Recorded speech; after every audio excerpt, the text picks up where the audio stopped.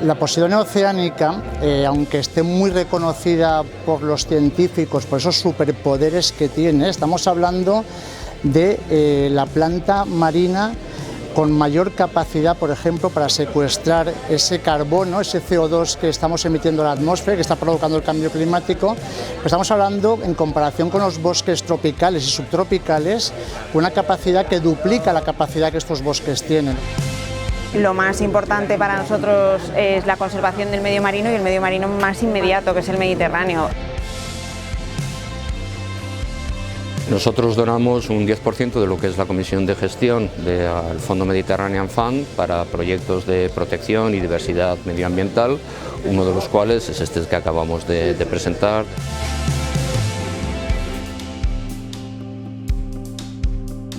El decret posa en valor, òbviament, la protecció a la Posidònia, a aquestes praderes que necessiten conservar i, per tant, òbviament parla de lo que en l'espai marí hem de fer.